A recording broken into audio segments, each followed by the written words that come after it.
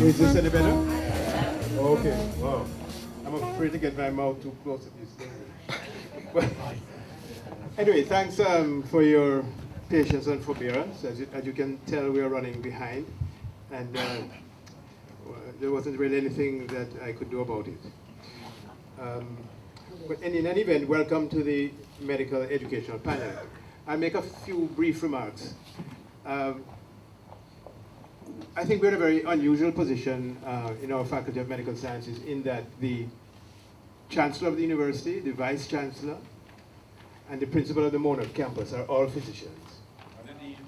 And the Dean. Well, the Dean of Medicine is usually a physician. But I think this means that we have potential channels of communication with the highest levels of the administration that we should exploit, and they have kindly allowed us to do so this evening. The panelists include the Vice Chancellor, a representative from the government, Mr. Waysam. Did I get that right? That's right. We have the principal of the Monarch campus, Dean Emeritus, Professor McDonald, and we have a classmate of mine, Dr. Sebastian Peter. I'm not sure if you have an academic rank in Bahamas where you are now, or recently. Retired. You've retired, but you did have academic rank at Downstate Medical Center in Brooklyn. In the interest of brevity, I won't go through all of the dignitaries and their current ranks. You know, but you know who you are, and we know who you are. The 5 panelists will hopefully speak for about 10 minutes each. That will be about 50 minutes. And there will be some minutes left after for discussion and some questions. So the order that I have is the Vice Chancellor first. Right? And so I'll just hand it over to you. I'll quickly recognize the Chancellor, Principal, members of the head table, and Chairman. Thank you for chairing. Obviously, it's a privilege to participate in this forum. I should say from the outset that the topic I was given was medical education, a comparison across campuses. But that's not what I really want to speak to. And instead, I'm going to talk about the broad issue as I see it of medical education in the Caribbean. I do so because the landscape of medical education in the Anglophone Caribbean has changed dramatically in the last 2 decades, both in terms of the regional UWI and in terms of the phenomenal growth of other institutions offering medical degrees in the region. I believe that any discussion about medical education has to bear these facts in mind.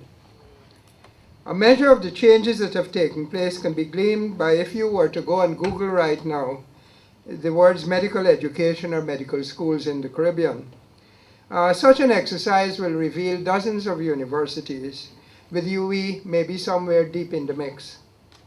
If you were to engage in another exercise and look at the Caribbean Accreditation Authority in Medicine's webpage, at accredited universities or medical schools seeking accreditation, the list would stun you. There are places such as the American University of Antigua, the Global University Schools of Medicine and Public Health, the Vanguard School of Medicine, and so the list goes on.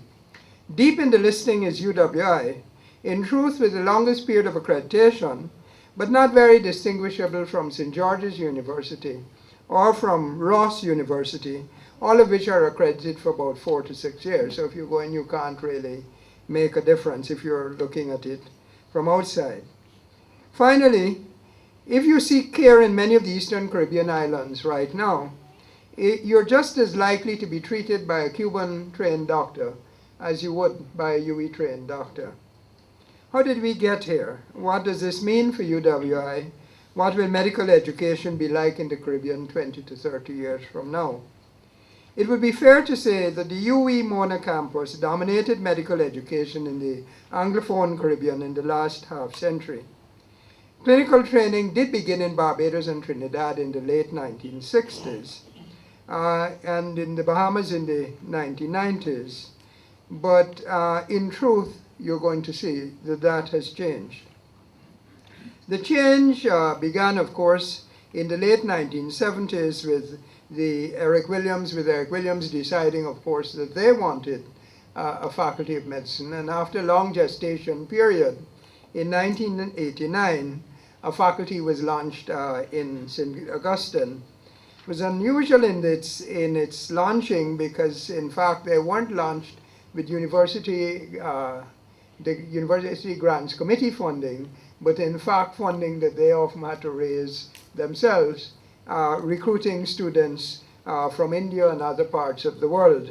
And it wasn't really until recently that the Trinidadian government has taken real responsibility for funding that faculty. In the late 1990s, the clinical program started in the Bahamas. And then Barbados, in 2008, they used to give clinical programs, but in 2008, they also introduced the basic sciences and have full programs. So where we are today is that there are 3 faculties, full faculties of medicine, where 20 years ago or so there was only 1. The growth of offshore medical schools has added a new dimension to medical education in our region. These are essentially, and we shouldn't shirk from it, they're business enterprises capitalizing on the unmet demand of students from the USA and to a lesser extent the UK and now from other parts of the world. St. George's University was the first and has been the most successful. They started in the late 1970s. Ross University in Dominica started soon thereafter. These entities have grown in leaps and bounds, amassing profits for themselves and providing revenues for the countries in which they exist.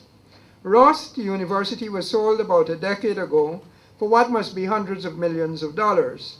And it is rumored, and probably true, that St. George's has just been sold by their founders for $1 billion. These models attracted other entrepreneurs to the region, so that so right now there are probably nearly 30 such operations in the region. St. Lucia has 5. Our island nations can't be blamed because they're strapped for cash, they're looking for foreign investment, and the offshore entities, of course, represent such an investment. St. George's is reputed to contribute 15% of the GDP of Grenada. A third phenomenon, of course, is the Cuban offer of free medical education to the Caribbean. And again, cash-strapped governments in the Eastern Caribbean and Guyana sent large numbers of students to Cuba, some even from Jamaica. And now these students have in fact graduated. They've come back. They're not always required to do a 1-year internship. And even if they did, they're now a feature of medical care and health care in the Caribbean.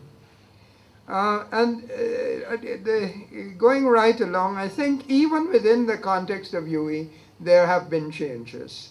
For many decades, there were about 120 students educated at Mona. Some would finish at Mona clinically, go to Cave Hill and St. Augustine. Today, Mona admits nearly 300 students annually, Trinidad about 160, and Barbados roughly 60 to 70. I don't know if I'm right, but there we are. So that the UE as a whole admits in excess of 500 students annually. But this compares, I must tell you, it pales in comparison to St. George's, which admits 1,000 students a year, 500 in each class, as it goes. With respect to the UE, of course, we have been responsive as a full university to the request and expectation of CARICOM governments that we would expand access. Because to be competitive in the world today, you need to have a significant number of tertiary educated workers. And in that context, in the last 10 years, the UE as a whole has increased from 22,000, and we are now nearly 50,000 students. The largest campus is St. Augustine, which has 18,000, and I point out to you that that's 3,000 more than Mona. Financing of medical education has also changed, and up to 2 decades ago, most students were government funded. Today, we have to have a different paradigm. And a proportion of the class at Mona pays about $28,000 annually. Some come in on government funding, some pay full fees. And the same is true to the extent of some classes at Cave Hill, too. In other words, paying some portion of their fees, full fees. The 28,000, of course, again has to be compared with St. George's and Ross and so on, because they charge twice as much. I mean, it's $40,000 to $50,000 if you wanted an education at St. George's. So 28,000 is what it is. I have to tell you that Mona has managed in that way to plow those funds back into their operations. And thank God, because that has ensured their growth and sustainability. Indeed, the building that we are in today was because of that new strategy. And I got to thank, I will thank. This is Archie McDonald's dream and strategy and so on. And of course, he went about launching this new endeavor. Given the current landscape, what should be UWI's directions? What are our opportunities and strengths? 1 year ago, we launched a university-wide or strategic plan. Our vision is that by 2017, the UWI will be globally recognized as a regionally integrated, innovative, internationally competitive university, deeply rooted in all aspects of Caribbean development. Each faculty of the university has an operational plan. And there are several themes which include excellence in teaching and learning, research, outreach. But one of the most important ones are financial diversification. It is critical that we diverse our finances. We are currently owed in excess of US $150 million, US $150 million by our governments. One of them accounting for about US 100, but some governments have not paid in many years. So we have to come up with a different paradigm. The US first, we of course, first and foremost, within the context of medicine, have to commit to quality education and a quality life experience for our students. This has been an abiding feature, and we can't surrender it. Just as important has to be our commitment to research and our commitment to providing first-rate services to our public. Whatever we become, we cannot settle for being a factory churning students out for a profit like some entrepreneurial ventures. We've got to reach for much more. However, we have and must expand our entrepreneurial efforts even while we retain our commitment to serving the public good. Our medical faculties are best positioned to be self-financing. They can charge fees, they conduct research that attracts funding, and of course they can provide a clinical service for funds, some of which hopefully can go back to the faculty.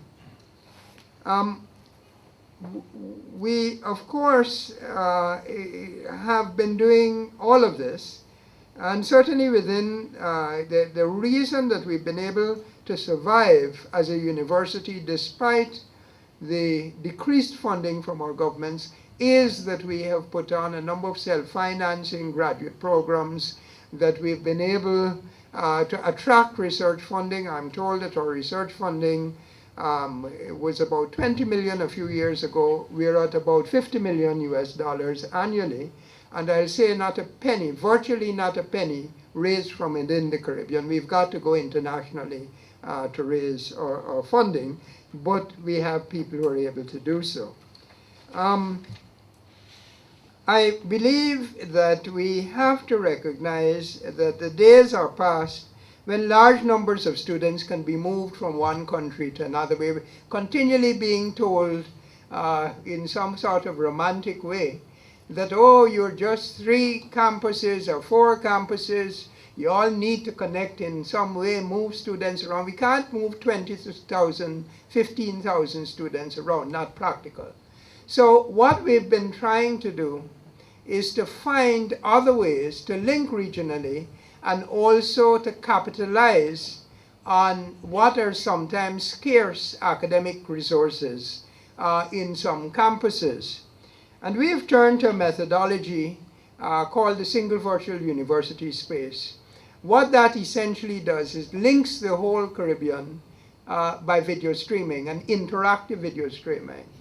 And in this way, lecturers in one place can potentially have classes elsewhere. And yesterday, the Hugh Winter Fertility Management Unit launched such an exercise and indeed demonstrated the performance of surgical techniques that were transmitted to students at other campuses. And I believe this is one way that we can really capitalize and save in expenses. In terms of one other method of fundraising as we go along, is that we are increasingly looking to commercialize our creative products. And in this context, the Mona campus created what I think you've heard of once or twice, this cardiac simulator, which is a pig heart that's computerized. It beats at various rates, but it enables surgical students to practice their techniques on a pig heart rather than a human heart. And we've just, after many efforts, managed the principal, of course, to get another company to take that on. We are at a university sitting on about 25 patents. The trouble is that finding the venture capital to commercialize those patents has been a challenge. So going forward, and I'm skipping through what I want to say, but going forward, I really do want to tell you that it won't be sufficient for us in terms of talking about medical education to speak of UE alone, and certainly not UE as it existed.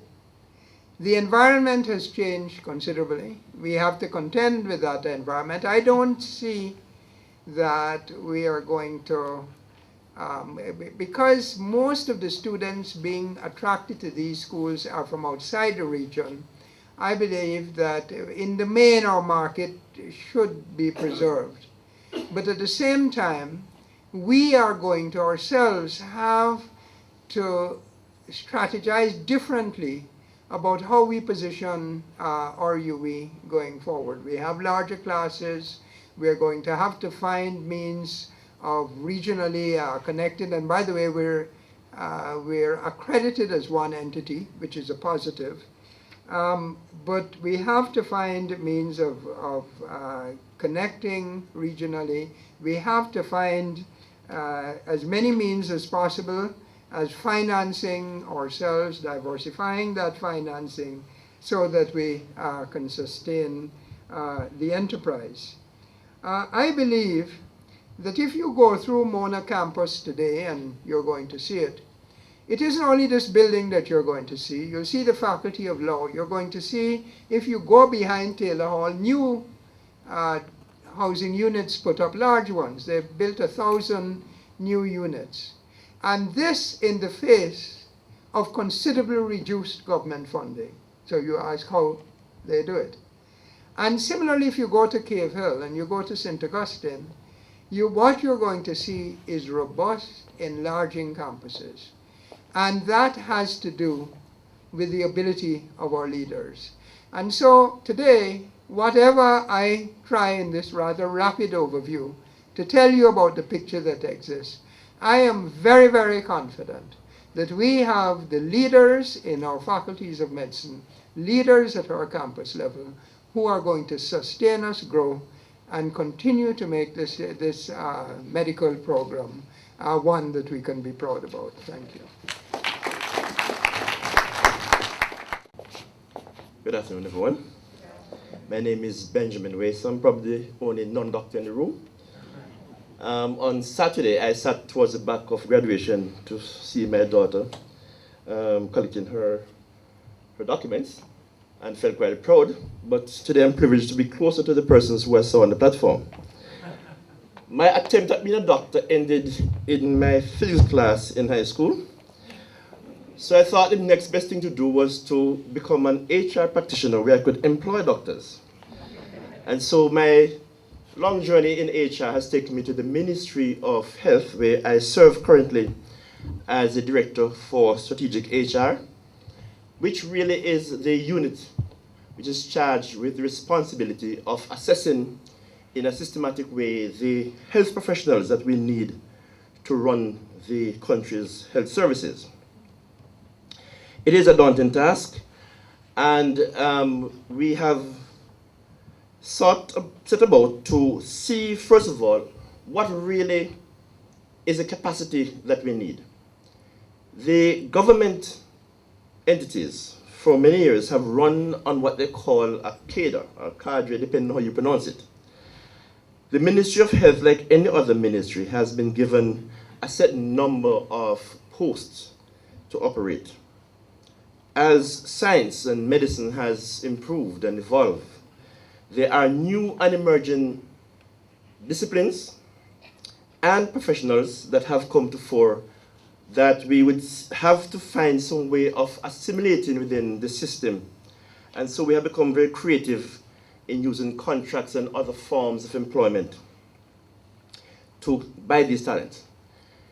Without question, that has a significant economic backlash on the set budget that we are given each year by the government to run this very large and important industry. The Ministry of Health is given a budget of $32 billion per year, just $32 billion. My own analysis of it shows that 20 billion of that is used for remuneration, salaries, and benefits. It tells you therefore what is left to buy equipment, what is left to keep the infrastructure going, what is left to do expansion and the all-important training.